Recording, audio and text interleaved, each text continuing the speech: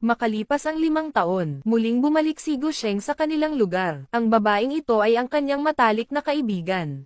Hinihintay ang pagdating nito. Maya-maya lang dumating na ang kanyang kaibigan, may kahawak kamay na isang batang lalaki.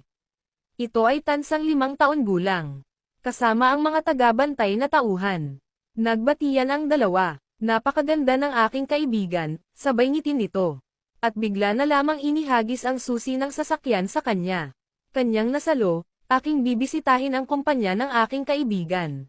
Pakiingatan ang aking anak. Iyong dalhin sa bahay palaruan. Sabi nito sa kanyang kaibigan.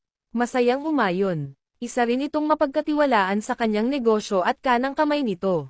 Ma'am, umuwi ng maaga tayo'y sabay maghapunan. Ngumiti ang ina. Kumaway ang kamay tanda ng pamamaalam. Mag-ingat sa pagmamaneho, Miss Sheng. Bati ng mga tauhan. Habang sa isang lugar, kumpanya iyon ng dating asawa ni Gusheng, ang koponan ay naglalakad pababa ng hagdan.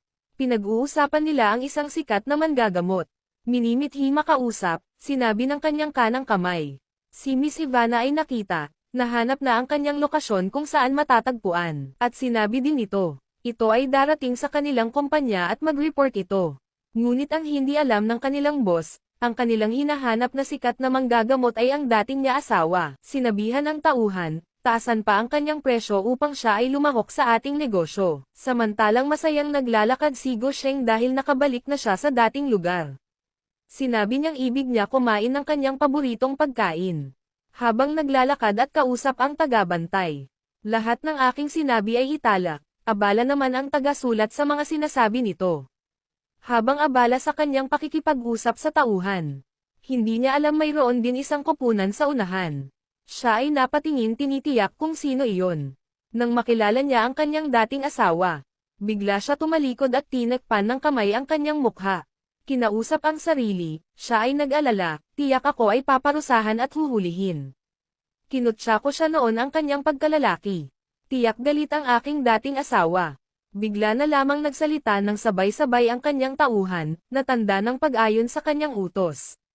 Napalingon ang nasa kabilang koponan at napatingin sa kanilang pwesto. Nakatalikod, at dahan-dahan niyang iniikot ang mukha upang tingnan ang dating asawa. Hindi niya alam nakatingin rin ito at nagtama ang kanilang mga paningin. Biglang nagulat ang dating asawa sa nakita.